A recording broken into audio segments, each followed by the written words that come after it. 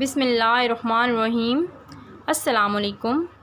اسلامیات لازمی جماعت تہم، page number 67 نکالیں۔ آج ہم موضوعاتی مطالعہ کے سبق نمبر 5 کی پڑھائی کریں گے، جس کا عنوان ہے طہارت اور جسمانی صفائی۔ بچوں، طہارت کے لفظی معنی پاک ہونے کے ہیں، جبکہ اس کا عام مفہوم جسم، لباس اور ارد گرد کے ماحول کو صاف رکھنا ہے۔ اسلامی شریعت میں اس کے مقررہ کردہ اصولوں اور شرائط کی روشنی میں پاک اور صاف ہونے کا نام طہارت ہے۔ طہارت کو اسلام میں بہت زیادہ اہمیت حاصل ہے اور اس حوالے سے بہت سی قرآنی آیات موجود ہیں۔ خود نبی پاک صلی اللہ علیہ وسلم نے اپنی مختلف احادیث میں طہارت کی اہمیت کو اجاگر کیا ہے۔ اس سبق میں ہم طہارت کی قسمیں، وضو کے فرائض اور غسل کا طریقہ یہ سب پڑھیں گے۔ تو چلیں ہم پڑھائی سٹارٹ کرتے ہیں۔ اسلام ایک مکمل ضابطہ حیات اور دین فطرت ہے۔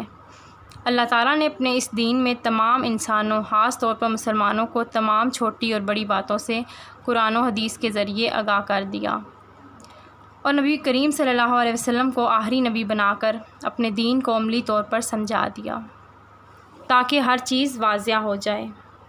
چنانچہ طہارت اور پاکیزگی کے بنیادی اصول بتا کر صرف ایک آیت قرآنی اور ایک حدیث پر اتفاق کیا جاتا ہے۔ ارشاد بانی ہے، وَثِيَابَكَ فَطَہِّرْ وَالرُّجْزَ فَاہْجُرْ، اپنے کپڑوں کو پاک رکھ اور ناپاکی سے دور رہ۔ نبی کریم صلی اللہ علیہ وسلم کا فرمان ہے، الطہور شطر الایمان، طہارت و پاکیزگی ایمان کا حصہ ہے۔ طہارت کے لغوی معنی پاک ہونے کے ہیں۔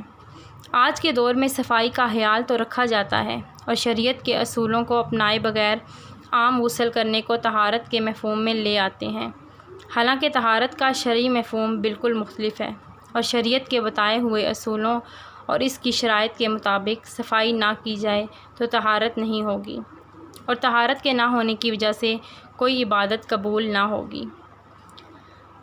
طہارت میں 2 چیزیں شامل ہیں، وضو، غسل۔ نماز سے پہلے وضو کرنا لازمی ہے، بشرطیہ کہ جسم اور لباس پاک ہو، اور اگر جسم و لباس پاک نہیں تو وضو سے پہلے غسل کرنا اور لباس کو پاک کرنا بھی لازمی ہے۔ وضو کے 4 فرائض ہیں، چہرے کو دھونا، کہنیوں سمیت ہاتھوں کو دھونا، سر کا مسح کرنا، ٹخنوں سمیت پاؤں دھونا۔ ان کے علاوہ باقی چیزیں سنت اور مستحب ہیں۔ Page number 68۔ وضو کرنے کا طریقہ۔ وضو کا مسنون طریقہ حسب ذیل ہے۔ اچھی طرح ہاتھوں کو دھونا، 3 بار کلی کرنا، 3 بار ناک میں اچھی طرح پانی ڈالنا، چہرے کو پیشانی کے بالوں سے ٹھوڑی کے نیچے تک اور ایک کان کی لو سے دوسرے کان کی لو تک اچھی طرح دھونا، کہنیوں سمیت بازوؤں کو دھونا، سر کا مسح کرنا، ٹخنوں سمیت دونوں پاؤں کو دھونا۔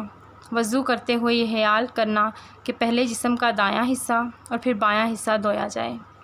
جسم کے اعضاء کو 3 بار دھونا۔ غسل۔ اردو زبان میں غسل کے معنی نہانے کے ہیں۔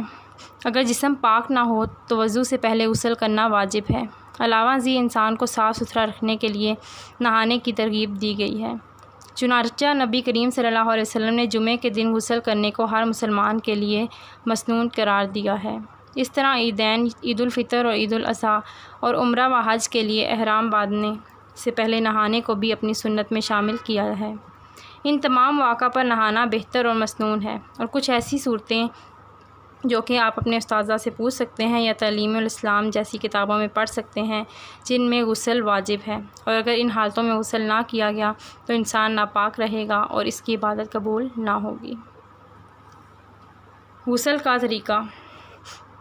نہانے سے پہلے یہ ضروری ہے کہ جسم کا جو حصہ گندا ہے اسے دھو لیا جائے۔ اس کے بعد اگر ہو سکے تو وضو کر لینا بہتر ہے، ورنہ 3 بار اس طرح کلی کرنا کہ پانی حلق تک پہنچے، اور پھر ناک میں پانی 3 بار جہاں تک ممکن ہو آگے تک لے جائیں۔ آخر میں پورے جسم پر 3 بار پانی بہایا جائے اور جسم کو اچھی طرح مل کر صاف کر لیا جائے۔ بہرحال مرد اور عورت کے لیے ضروری ہے کہ اس طرح نہائے کہ جسم کا کوئی حصہ اور کوئی بال خشک نہ رہے۔ پانی اعتدال کے ساتھ استعمال کیا جائے، خام خواہ پانی ضائع نہ کیا جائے۔ غسل خانے میں نہایا جائے۔ اگر غسل خانہ میسر نہ ہو تو کپڑا پہن کر مرد کے لیے نہانے کی اجازت ہے، البتہ عورت کے لیے ضروری ہے کہ پردے میں نہائے۔ غسل کرتے وقت گنگنانے اور باتیں کرنے سے منع کیا گیا ہے۔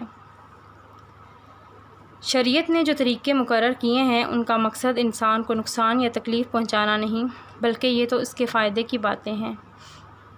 ہر نماز سے پہلے وضو کرنے سے ذہنی اور جسمانی سکون ملتا ہے، انسان صاف ستھرا رہتا ہے اور اس کی تھکاوٹ دور ہو جاتی ہے۔ نہانے سے پورا جسم پیج 69 ہو جاتا ہے۔ اسی طرح صفائی کے باعث بیماریوں سے کافی حد تک محفوظ رہتا ہے۔ وضو کرنے اور نہانے سے ظاہری صفائی بھی حاصل ہوتی ہے اور روحانی بھی۔ عبادت اور کام کرنے میں لطف آتا ہے اور اس طرح عبادت بھی قبول ہوتی ہے اور کام کرنے کی صلاحیت بھی بڑھ جاتی ہے۔ مشق۔ بچوں، آپ کی مشق میں 5 سوالات ہیں۔ ان 5 سوالات کو آپ نے ضیاء اسلامیات سے یاد کرنا ہے۔ امید ہے کہ آپ کو آج کا لیکچر سمجھ آ گیا ہوگا۔ شکریہ۔